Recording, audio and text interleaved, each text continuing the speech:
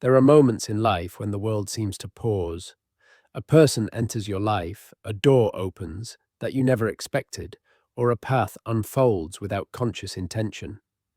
These moments feel beyond coincidence. They carry a sense of inevitability, as if something greater is at play, a force moving beneath the surface of reality. Carl Jung called this force synchronicity, meaningful coincidences that appear in our lives and guide us often without logic, always with purpose. Jung believed that what is meant for you will find you not through passive waiting, but through a quiet alignment between your inner world and the outer one. To understand this, we must journey into the depths of the psyche, to where your conscious self meets the vast ocean of the unconscious. It's there that destiny takes shape, not as a fixed path, but as a whisper, subtle, persistent, undeniable. Your true life is not something you chase with force. It is something that begins to reveal itself as you awaken to your deeper nature. It is not found by becoming someone else. It is uncovered by remembering who you were before the world told you who to be. Many people spend years pushing, controlling, and manipulating their path, believing that achievement is the same as fulfillment. But the soul does not speak in the language of conquest. It speaks in symbols, emotions, dreams, and longings. And if we silence these signals, we cut ourselves off from the very map that leads to our purpose. Jung invites us to step back from the noise and turn inward. He teaches that the path to a meaningful life is not built by ego, but discovered through individuation, the process of becoming who you truly are. It is a return to authenticity. And when you begin to live from that place of inner truth, the universe responds. You start to notice the right people appearing at the right time. Events unfold in strange and perfect ways. You find yourself in the right room having the conversation you needed, hearing the message your soul was waiting for. This is not magic. It is the alignment of the inner and outer worlds. It is the unfolding of a life that is not just happening to you, but through you. So when something or someone finds its way into your life in a way you can't explain, pause. Ask yourself, what deeper part of me has called this forward? What lesson, what opportunity for growth is being offered? And more importantly, am I ready to receive it? Jung's insight is this: what is meant for you won't pass you by, but you must be awake to recognize it. You must be open to allowing life to guide you, rather than trying to control its every move. You must surrender the illusion of certainty for the deeper certainty of your soul's unfolding. In the chapters ahead, we will walk deeper into Jung's teachings on synchronicity, the unconscious, and the mysterious power of becoming who you truly are. This is the journey of trust, not blind hope, but courageous surrender. The willingness to follow the signs to meet your shadow and to walk the path that is yours alone. And when you do, you will discover you don't need to chase what's meant for you. It is already chasing you quietly, patiently, faithfully. All you must do is become the version of yourself that is ready to receive it. If you've ever experienced a moment that felt too perfectly timed to be random, a book falling off a shelf with a message you needed a friend calling at the exact second you thought of them, a stranger's words piercing your heart as if spoken just for you, then you've already touched the edges of what Carl Jung called synchronicity. Synchronicity is not mere coincidence. It is meaning made visible through events. It is the deep intelligence of the psyche expressing itself in the outer world, weaving threads between your inner life and the world around you. To Jung, this was not superstition or fantasy. It was the structure of reality itself. We like to think we are logical beings living in a mechanical universe, but there is more at work than we can measure. The soul, like nature, has its rhythms, its language, and its signs. And when we are in alignment, when we are honest with ourselves and walking our true path, life begins to reflect that alignment with startling precision. It's as if the world becomes a mirror, reflecting back not what we want, but who we are becoming. In synchronicity, there is no causality in the traditional sense. The events are not linked by cause and effect, but by meaning. They are joined in the symbolic language of the unconscious. And like dreams, they come not to entertain, but to awaken. For example, you may be struggling with a decision, feeling lost or torn. Then, out of nowhere, you see an image, hear a line from a song, or read a quote that speaks directly to your soul's question. No one else would notice it, but to you it's a revelation. This is the power of meaning, the bridge between the visible and invisible realms. But synchronicity is not something you can force. It arises when you are receptive, when you are living in connection with your inner truth. It's as if the more authentic you become, the more the universe starts whispering back. Your honesty with yourself is like a tuning fork, calling life to meet you at your level of awareness. Jung understood this intuitively. He believed the psyche and the world were not separate, but deeply interconnected. The symbols that appear in dreams also appear in waking life. The stories we carry within become the patterns that shape our destiny. And when we begin to listen, not with our ears but with our hearts, we start to notice that nothing is truly random. To live a life guided by synchronicity is not to abandon responsibility or logic. It is to open yourself to a greater intelligence, an intelligence that is always speaking, but rarely shouting. It requires patience, presence, and the humility to admit that we are not in control of everything. Instead of asking, "How do I make this happen?" try asking, "What is life trying to show me?" Instead of forcing outcomes, start noticing patterns. Instead of clinging to your plan, become curious about the signs. Synchronicity often appears when we are on the edge of transformation. When the ego softens and the soul begins to speak, it comes in dreams, symbols, encounters, and the strange knowing that something is just right. Even when it defies logic, it feels like home. So don't dismiss those moments that feel too perfect. They are not flukes. They are messages, invitations, alignments. Something in you called them forth. And if you follow them with courage, they will lead you not to comfort, but to truth.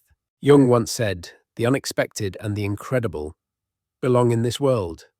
Only then is life whole." Life is not a puzzle to be solved, but a mystery to be lived. And synchronicity is how the mystery reveals itself, one sacred sign at a time. We often think of growth as something clean and aspirational, becoming kinder, stronger, more enlightened. But Carl Jung proposed a far more unsettling truth. Before we can ascend, we must descend. Before we can become whole, we must confront the parts of ourselves we have rejected, denied, and buried. He called this part of the psyche the shadow. The shadow is not evil in itself. It is simply everything within us that we do not want to see. It contains our envy, our rage, our guilt, our hidden desires, our vulnerability. But it also contains creativity, passion, and power. When we ignore it, it festers. When we meet it, it transforms. Think of the person who irritates you most. The qualities that spark your judgment or defensiveness may not be random. Jung would say they are projections, external reflections of your own internal shadow.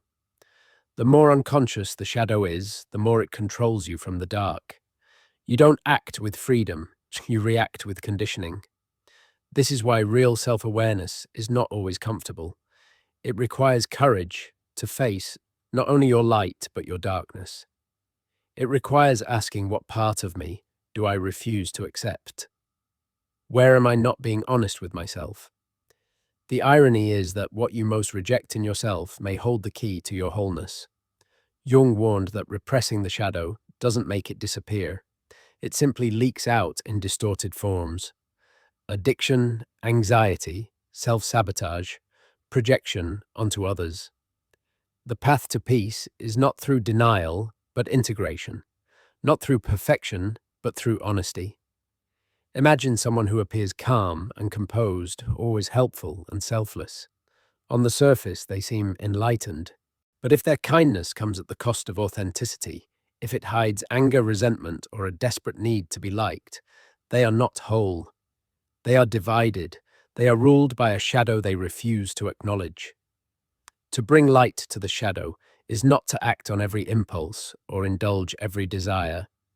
It is to see them clearly, to understand their origin, and to choose consciously. It is the difference between being driven by unseen forces and becoming the driver of your own life. Jung described this process as individuation, the integration of the unconscious into consciousness. It is not about becoming good, but about becoming real.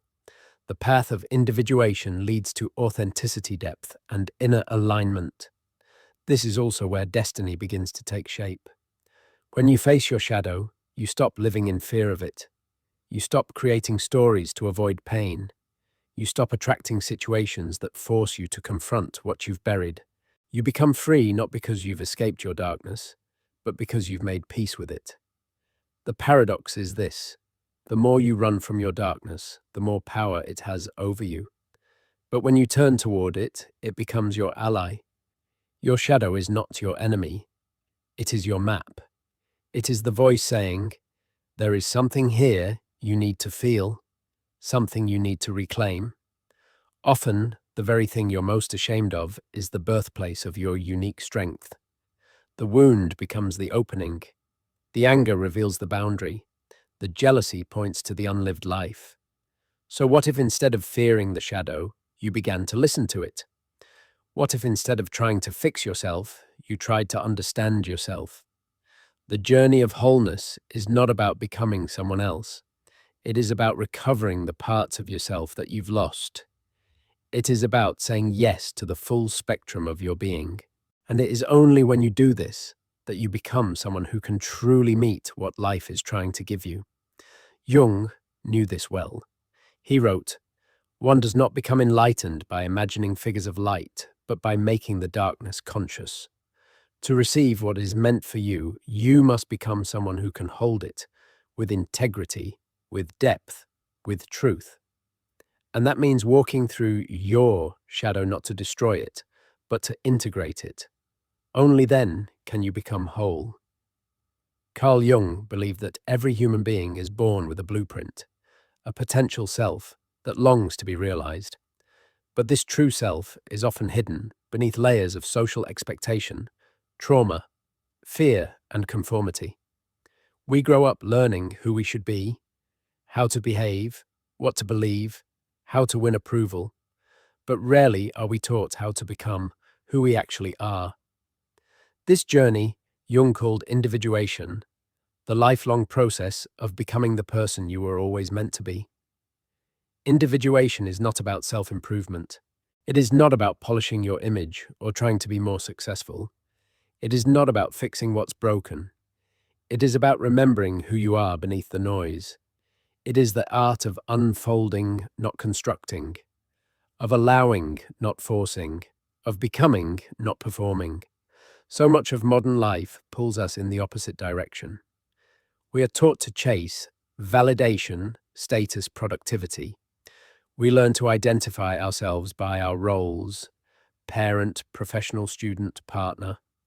We mask our vulnerabilities and wear the mask of the ideal self, hoping that the world will love the illusion. But the soul does not thrive on illusion. It thrives on truth. And your life begins to change the moment you stop asking, "How do I become what they want?" and start asking, "Who am I really?" This question can be terrifying because it requires us to strip away what is false.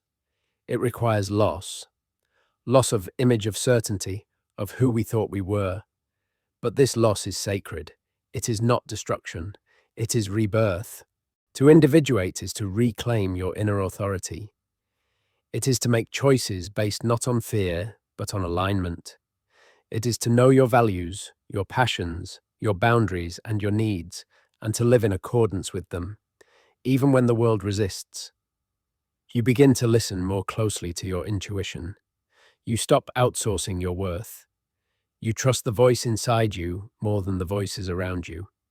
And as you do this, the world begins to respond differently.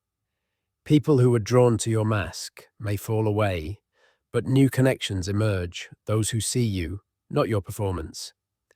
Work that once felt soul-crushing loses its grip, and you begin to feel drawn to new paths that feel inexplicably right. You may not be able to explain why, but your body knows, your spirit knows.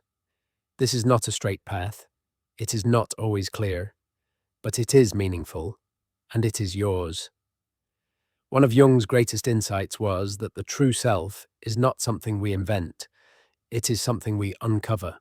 Like a seed that knows how to become a tree, you already carry within you the pattern of your own unfolding. But just as a seed needs the right conditions to grow, so too does your soul need safety, courage, and time. There will be moments of resistance.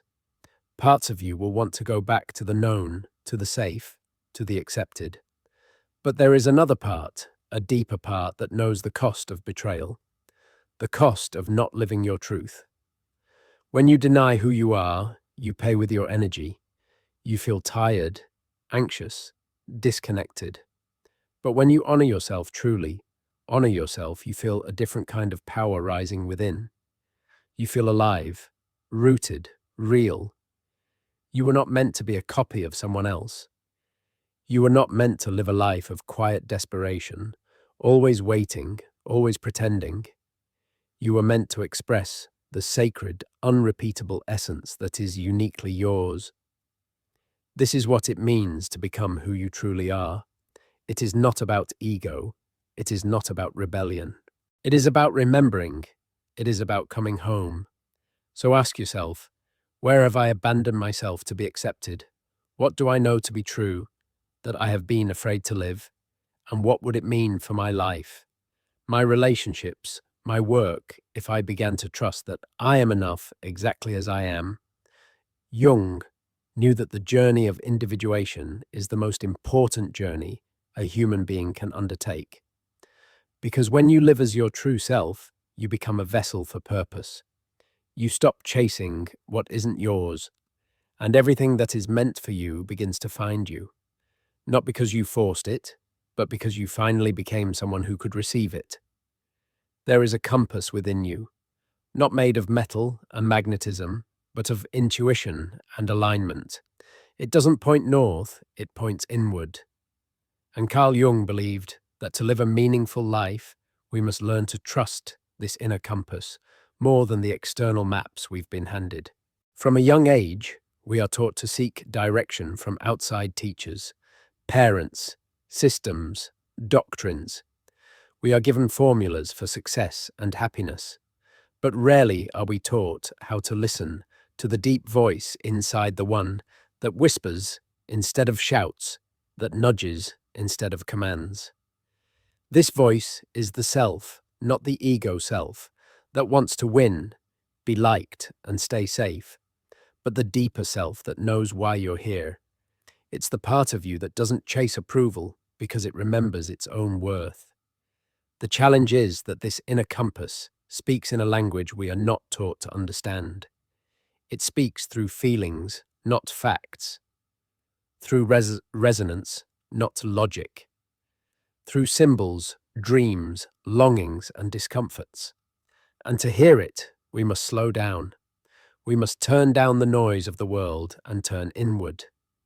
Jung often spoke of active imagination, the process of engaging with the unconscious, not as a problem to solve, but as a conversation to have. He would write to his dreams, draw his visions, sit with his inner figures. He treated the unconscious not as a threat but as a teacher, and in doing so, he mapped his own unseen terrain. To trust your inner compass means to honor the signals your body gives you, the tightness in your chest around certain people, the aliveness you feel when you speak the truth, the fatigue that comes when you betray yourself. These are not random, they are messages. And when you listen, you become attuned to the path that is meant for you. But this path does not come with guarantees. It will not always make sense. It may ask you to leave a job, end a relationship, or change direction, When everyone around you says, stay, it may require you to walk into the unknown with nothing but faith. This is not recklessness. This is courage. The inner compass will lead you into growth, not comfort. It will confront your fears, not avoid them. Because its goal is not to keep you safe, it is to make you whole. There may be days when you question everything, when doubt screams louder than guidance, when nothing seems clear. In those moments, Jung would urge you to stay close to the inner world. Write, reflect, dream, be still. The path is still unfolding, even when you cannot see it. And remember, this clarity does not always come first. Action does.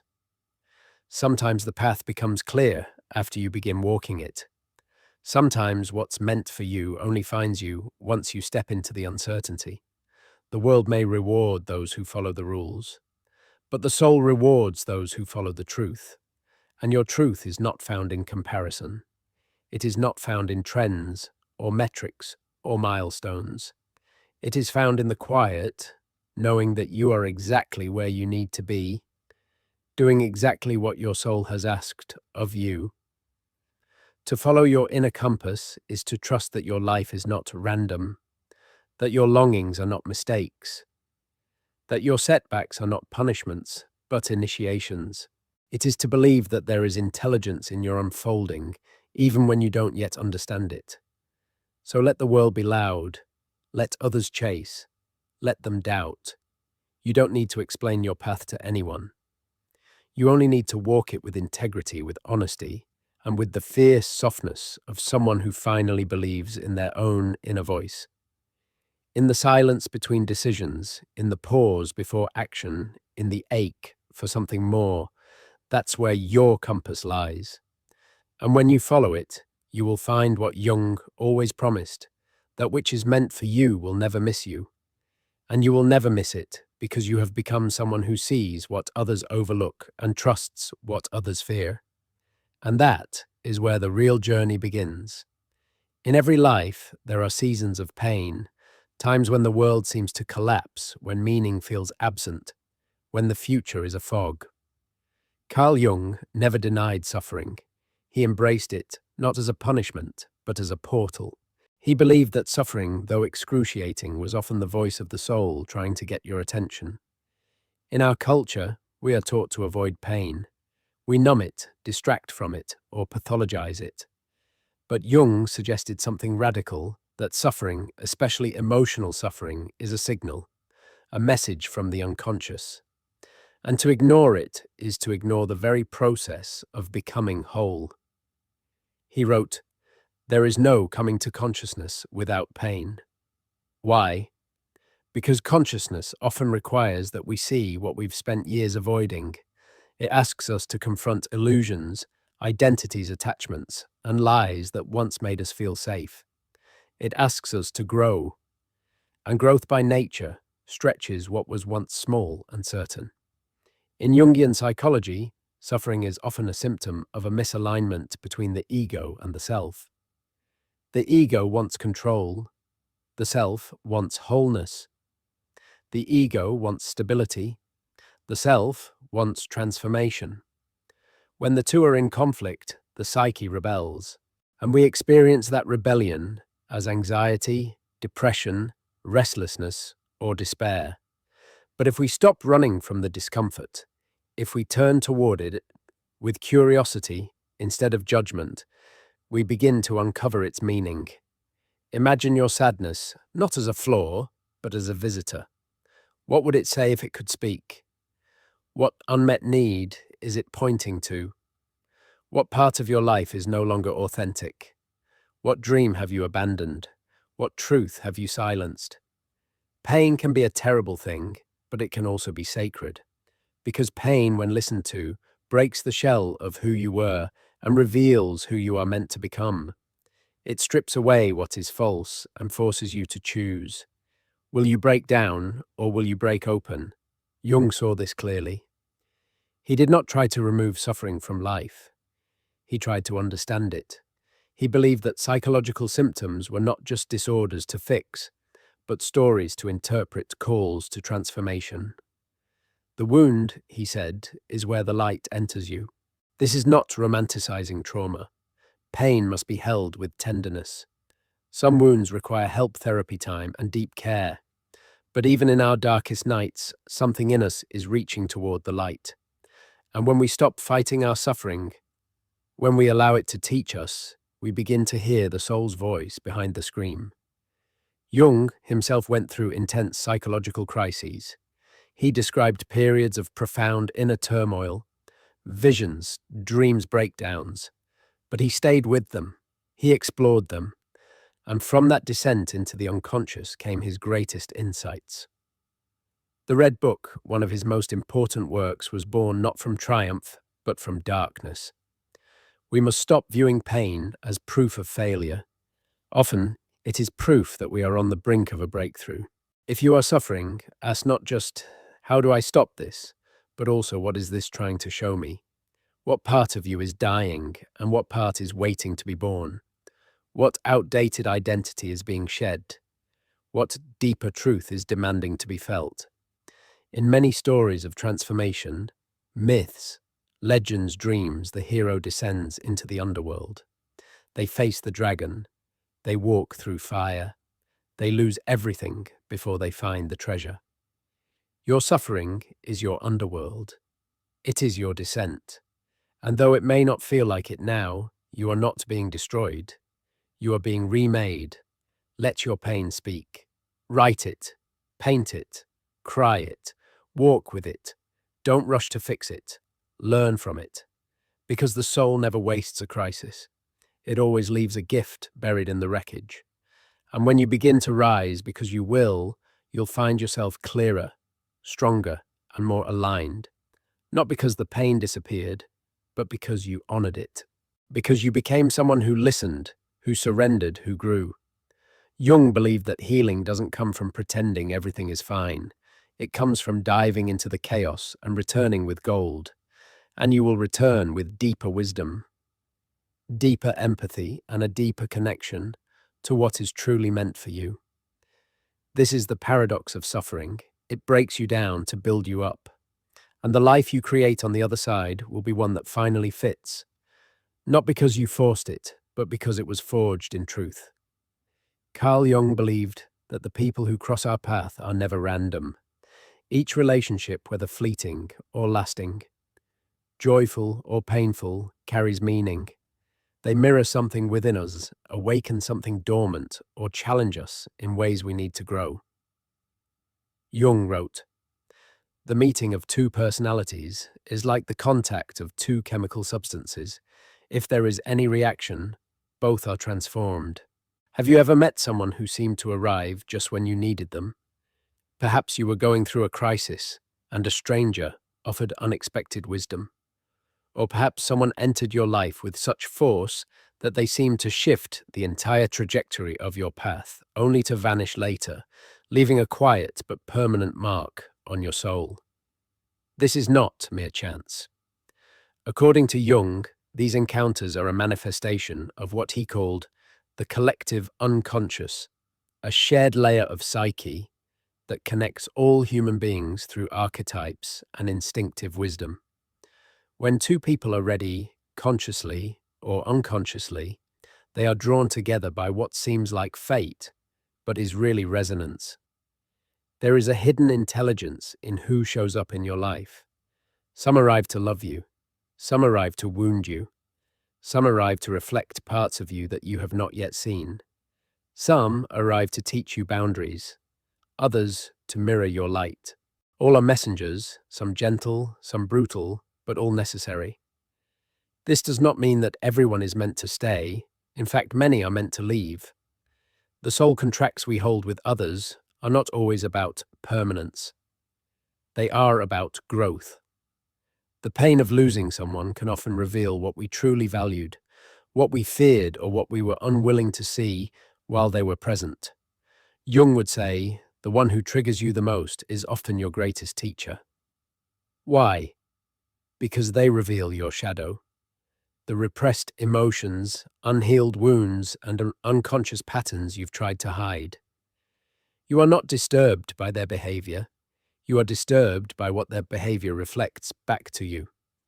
Relationships, in Jung's view, are sacred grounds for individuation. You do not become yourself in isolation, you become yourself in relation. Others act as mirrors, magnifying both your strengths and your blind spots. They activate old wounds so they can finally be healed.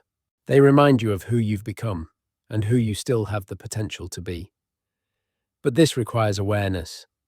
Most people get caught in cycles repeating the same relationship, patterns blaming others, and wondering why the same wounds return in different faces. Jung invites us to ask deeper questions. What part of me attracted this? What part of me needed this experience? What is life trying to teach me through this person?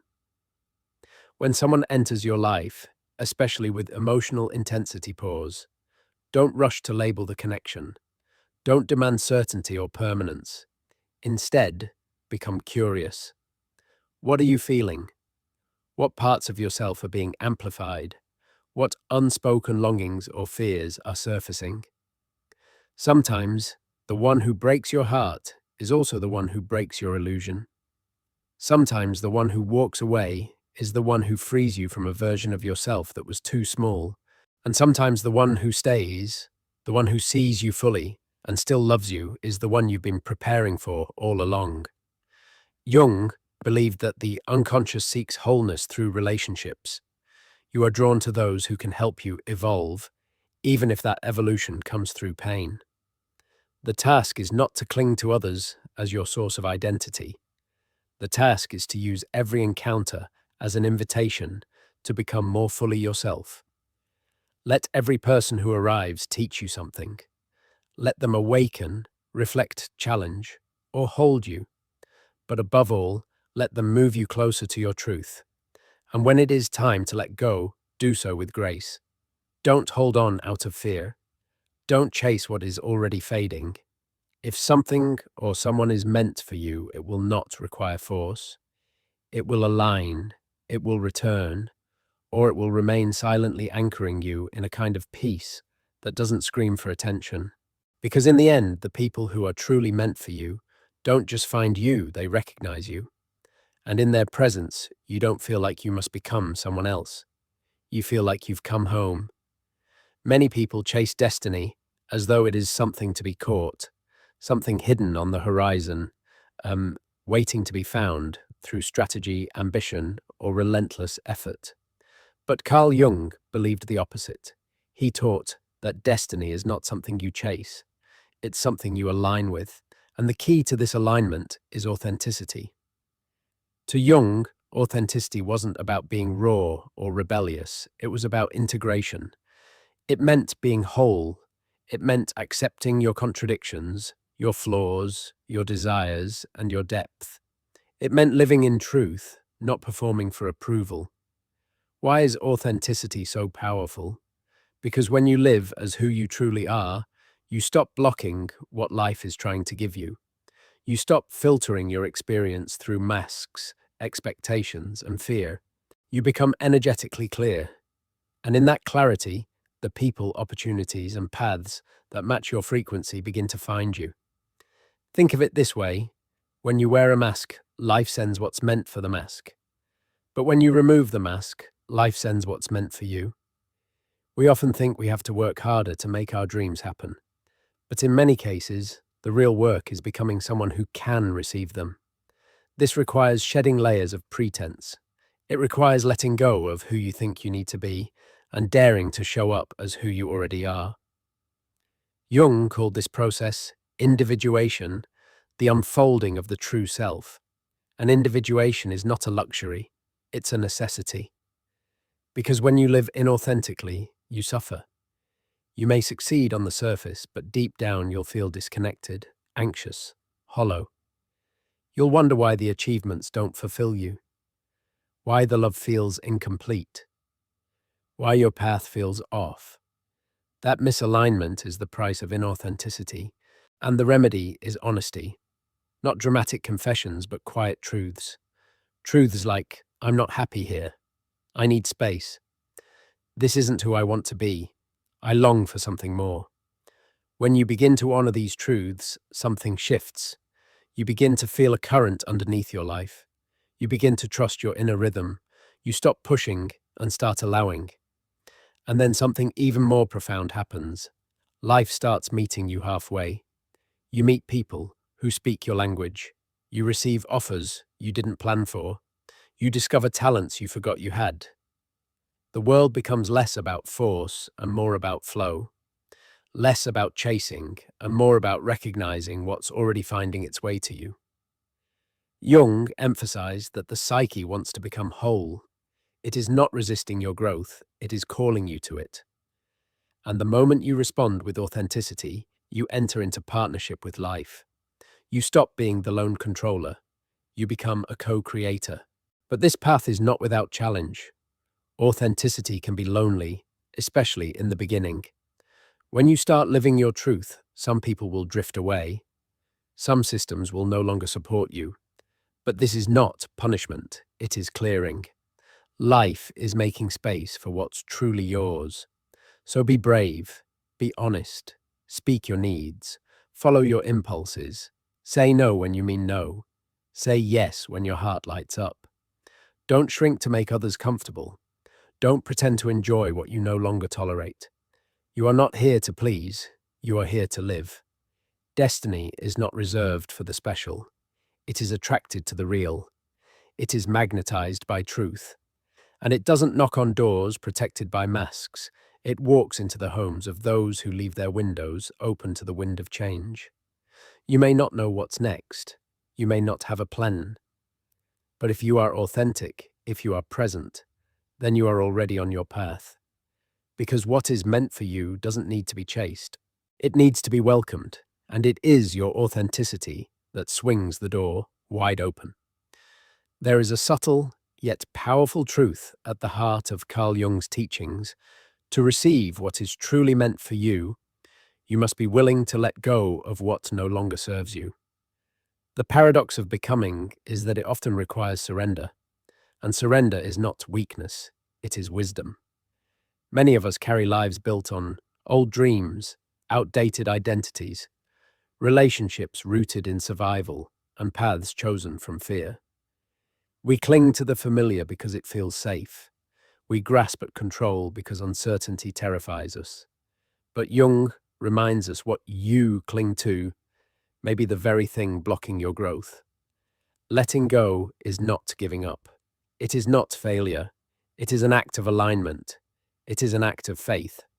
It is saying, I trust that life is wiser than my ego.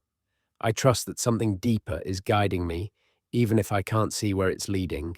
We are not taught how to release. We are taught how to fight, persist, achieve. But true transformation requires spaciousness. And that means shedding, releasing, creating room for what is next. Jung believed that the unconscious knows what must die for the self to emerge. Sometimes that death is symbolic, the end of a role, a persona, a belief. Sometimes it's tangible, the end of a job, a relationship, a chapter. And as painful as that loss may feel, it often marks the beginning of your return to truth. Ask yourself, what am I holding on to out of fear? What no longer feels alive in my life? What version of myself am I protecting, even though I've outgrown it? Often the hardest thing to release is not the external form, but the identity attached to it. You may not fear losing a relationship. You may fear being alone. You may not fear leaving a job. You may fear losing who you think you are without it. But every ending, when honored, becomes a gateway. Letting go creates emotional and energetic space. Space is where healing happens, where new insights land, where new people, opportunities, and visions can arise. It is not a void, it is a womb. It is fertile. It is rich with possibility. In Jungian psychology, this transitional phase is called the liminal space, the in-between. No longer who you were, not yet who you are becoming. It is a time of uncertainty and ambiguity, but it is also the birthplace of transformation. And here's the truth. Most avoid staying where you no longer belong hurts more than the pain of leaving. Staying shrinks your soul. It dims your light. It turns your life into maintenance instead of meaning. And sooner or later, the unconscious will rebel. You'll feel restless, anxious, exhausted, numb. These are symptoms of spiritual suffocation. Letting go is the exhale your soul is begging for. It is the breaking of the dam that allows your true path to flow. It may not be instant. The loss may ache. The silence may feel unbearable. But on the other side is something more real, more aligned, more you. And what you will realize slowly, quietly, and then all at once is that you didn't lose yourself. You found yourself.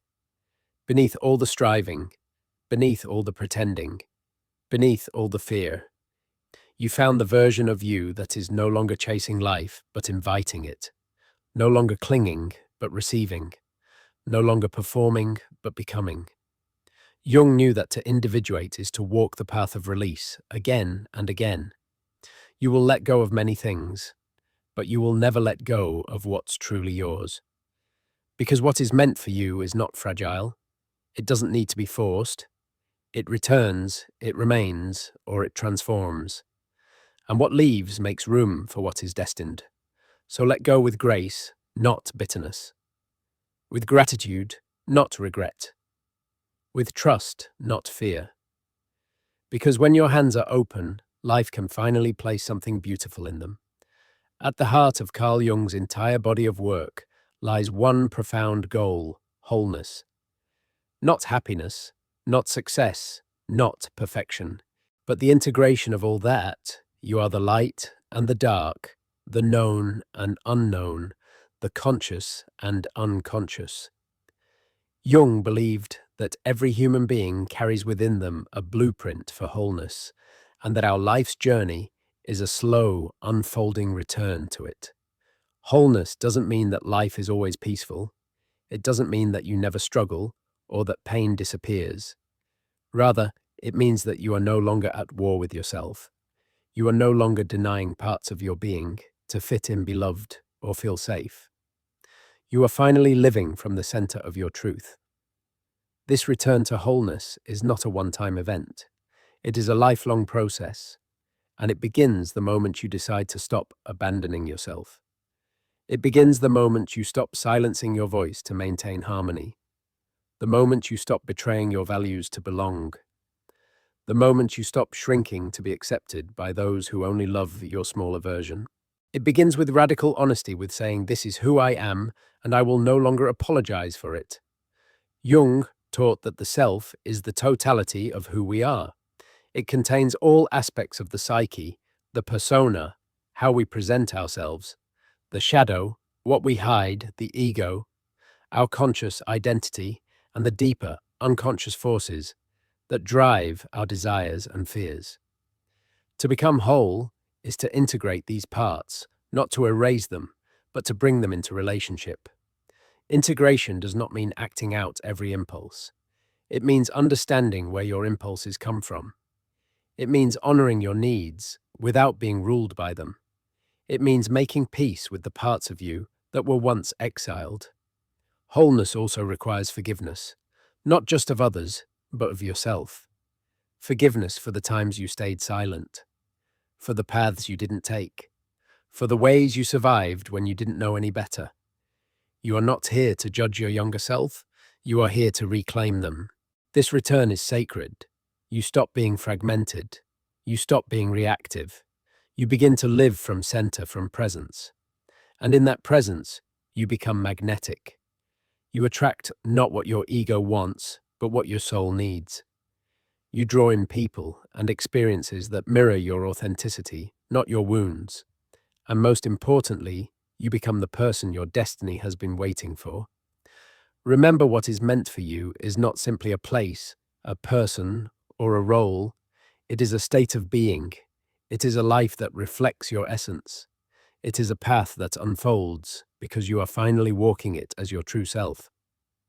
Jung once wrote, "Until you make the unconscious conscious, it will direct your life, and you will call it fate." But once you begin this return to wholeness, once you begin to know yourself deeply, love yourself honestly, and live yourself fully, your fate is no longer a mystery. It is a mirror. It reflects who you are, what you believe, what you allow, and most of all, how much of yourself you are willing to bring forward. So take the steps. Say the truth. Let what is false fall away. And keep walking through the confusion, through the silence, through the sacred undoing. Because every step toward your wholeness is a step toward your destiny. And everything meant for you, every love, every opportunity, every moment of grace is already on its way. Not because you've forced it, but because you've become someone who is ready to receive it. This is the great return. This is the quiet revolution. This is the path back to yourself. And in the words of Jung, who looks outside dreams, who looks inside awakens.